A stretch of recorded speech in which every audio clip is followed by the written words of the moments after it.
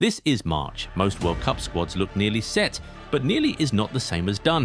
A few players are still making one last push through form, surprise recalls, or injuries opening the door.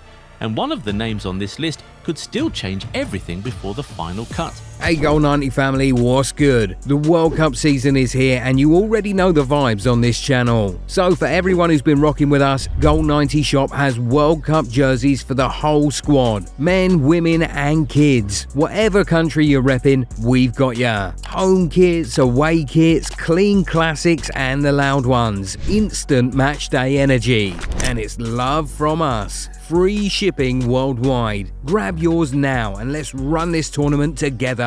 7. Danny Welbeck, England. Danny Welbeck is 35 and that number tends to end the conversation before it starts. But he just scored twice against Liverpool and took his Brighton tally to 12 Premier League goals this season, a personal best. We know that age is relevant, but so is what he is actually doing right now. England's backup striker spots are genuinely unsettled. Dominic Calvert-Lewin was recalled to the March squad while Ollie Watkins was left out. And they are the only two out-and-out strikers competing for the role behind Harry Kane. Welbeck is still outside that group. But a squad that is rotating those places this late is one where form is doing real work. And right now his form is hard to argue with. He also brings international experience the others in that conversation cannot match. At a tournament where every squad player needs a clearly defined role, a forward who already knows what it takes at that level and has consistently delivered in a Brighton shirt this season earns serious consideration. Whether Tuchel finds it compelling enough is the only question left. 6. Nicolas Pepe, Ivory Coast. The door recently opened for Nicolas Pepe because Yan Diomande got injured. Ivory Coast needed cover, Pepe got the call, and the recall was framed immediately as a late World Cup audition. That framing matters. Ivory Coast did not bring him back to fill a training slot. They brought him back to find out whether they can still trust him when it counts. What makes his case credible is that he has actually been playing. 5 goals and 4 assists for Villarreal this season. Solid production from a wide player in one of Europe's top leagues, and it gives him a present tense argument rather than just a famous name. He is also the most experienced option in Ivory Coast's wide attacking positions by some distance. And that counts in a competition where one moment in a knockout game can settle everything. If he shows anything close to his best in this window, there is every reason for the coaching staff to pick experience over uncertainty. At this stage of the cycle, Ivory Coast need to know one way or the other. There is not enough time left to leave it open. 5. João Palinia, Portugal. João Palinia has not been dropped because of form.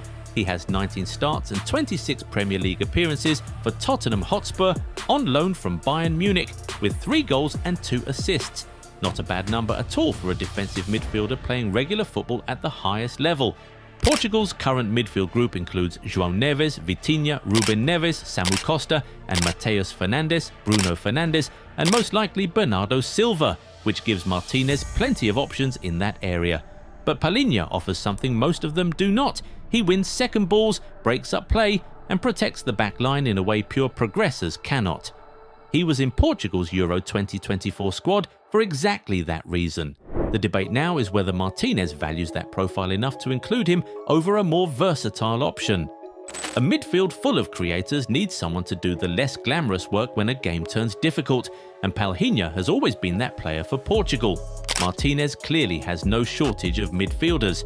What he is weighing now is whether the squad is better with a specialist who does one thing better than anyone else, or with a player who gives him more tactical flexibility.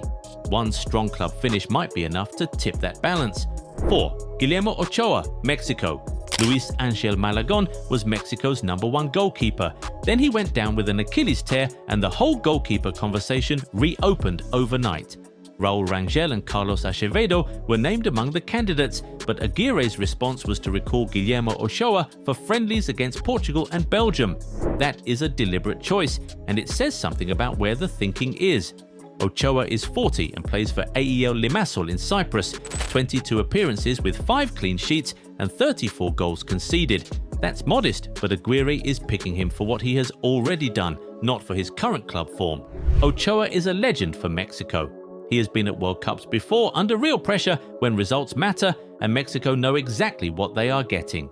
Malagon's injury changed the calculus entirely, and what was a settled conversation 2 months ago is now genuinely open. Portugal and Belgium are serious tests, and Aguirre will watch every moment of those games with a specific question in mind. Does Ochoa still look like someone you can trust in a knockout match at a home World Cup? If the answer is yes, a sixth tournament is well within reach. At 40, he knows better than anyone that this is the last time the question gets asked. Stories like that are exactly why this window matters. Subscribe if you want more World Cup build-up before the squads are locked.